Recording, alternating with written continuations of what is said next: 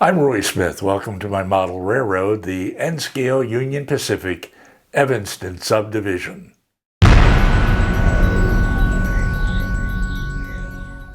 In this video, I'm going to show you my layout as it currently exists, and I'm going to do this because I believe that sharing the hobby is the best part of model railroading.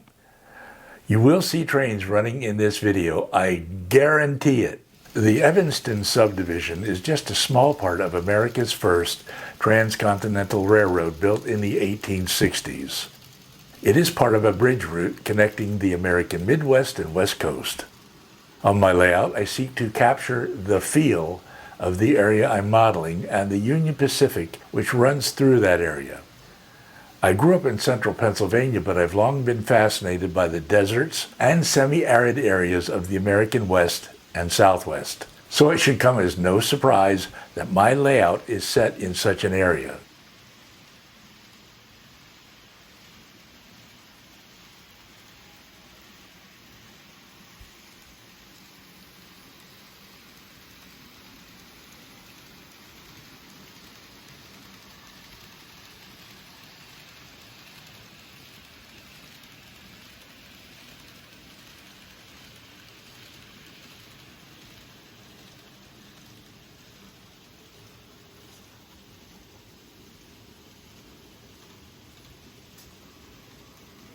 The layout incorporates 5 scenes.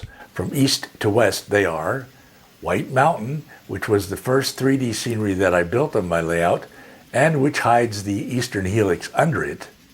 Green River, where my main classification yard is located.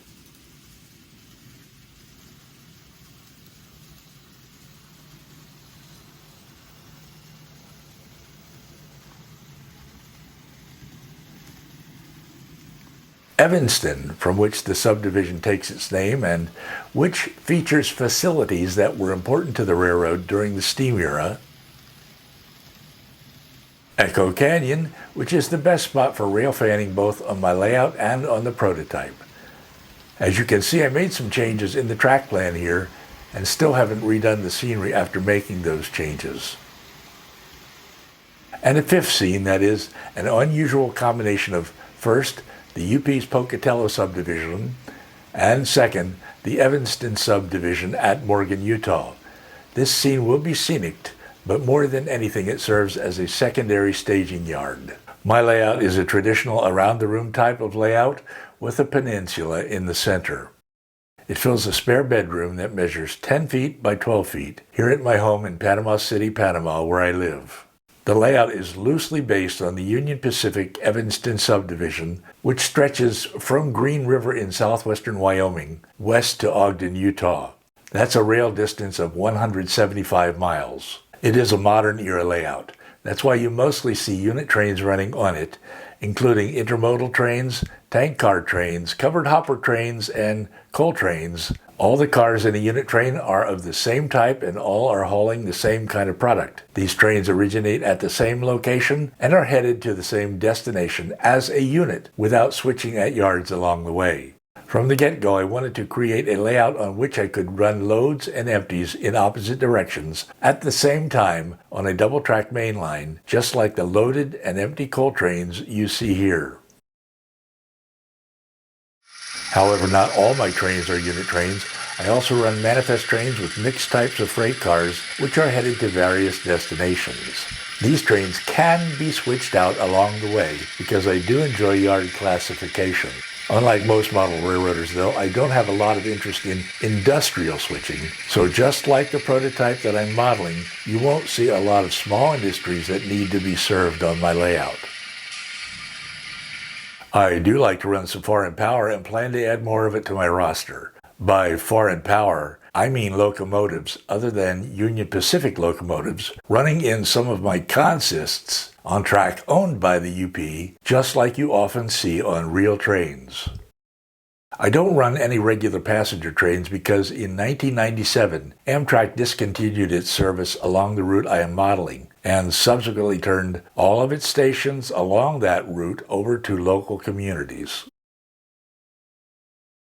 However, Amtrak trains are sometimes diverted from their regular route between Denver and Salt Lake City up to the route across southern Wyoming when the Colorado route is closed for maintenance and repairs. When this happens, Amtrak trains make no stops along the diverted route, shown in gray, except for crew changes.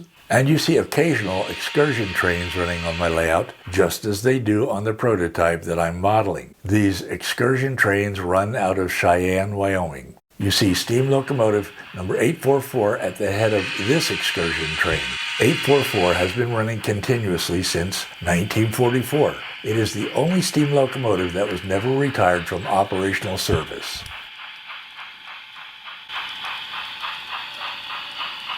I returned to model railroading with a passion in 2014 after being out of the hobby for nearly 30 years. One day in January of that year, 2014, I stumbled upon some photos of Echo Canyon, Utah on the internet. Right away I noticed that the Union Pacific runs through Echo Canyon. It was those photos which brought me back to the hobby. Well, from Echo Canyon I worked my way east to the classification yard at Green River, Wyoming. And I soon decided that I wanted to model this subdivision of the UP. I planned my layout and then began to build it in sections in my garage in April 2014. I carried the sections up to my train room in August 2014 and assembled them using carriage bolts so that it could be disassembled and moved if ever necessary.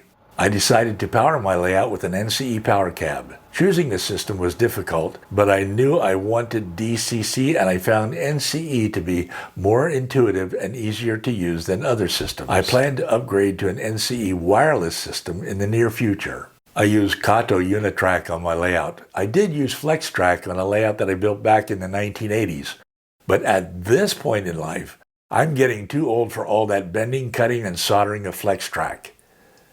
What I need now is reliability and convenience, and that's what Kato Unitrack gives me. And as long as I paint and ballast it, it looks just about as realistic as any other track.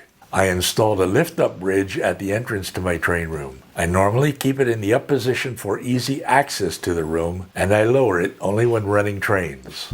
There's a double-ended 8-track staging yard underneath the classification yard at Green River. I feel that staging yards are very important in model railroading because they allow us to create the illusion that trains are coming from origins off layout, cross the scenic part of the layout, and then disappear from sight as they continue on to destinations off layout. That's what staging yards allow us to do.